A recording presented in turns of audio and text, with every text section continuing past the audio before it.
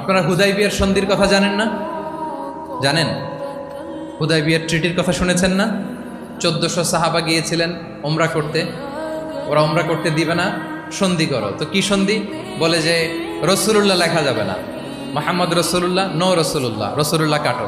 সাহাবিরা বলে আমরা কাটতে পারবো না। রাসূল ইসলাম বললেন না না, কেটে ফেলো, কাটা হলো।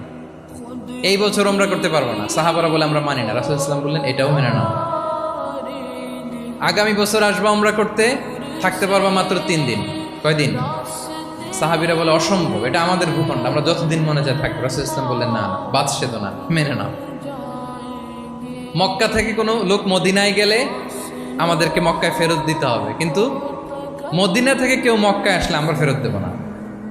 দেখছেন ক্লজগুলো? দেখছেন একটার পর একটা, সবগুলো কাফিরদের পক্ষে যায়।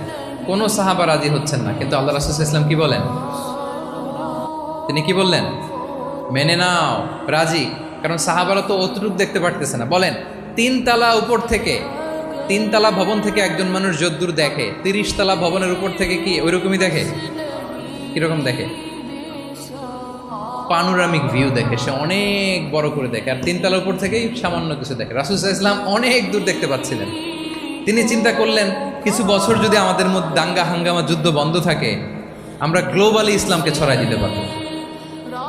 শান্তভাবে মদিনাতে একটা স্ট্রং ইসলামিক কমিউনিটি আমরা তৈরি করতে পারবো। আল্লাহু আকবার। এবং তিনি দেখতে পাচ্ছিলেন ইন্না ফাতাহনা লাকা ফাতহাম মুবিনা, এই হুদাইবিয়ার এই চুক্তি, যেটা আদতে অ্যাপারেন্টলি মনে হচ্ছে সব আমাদের বিপক্ষে যায়, আসলে এইটাই আমাদেরকে ভূমি ধস জয় এনে দিবে। আল্লাহু আকবার। এবং সেটাই হয়েছে। তাহলে নেতার কাজ হচ্ছে, নেতা সময়ের আগে চলবেন, ফিউচারিস্টিক হবেন, যেটাকে আমরা বলি কি ভিশনারি।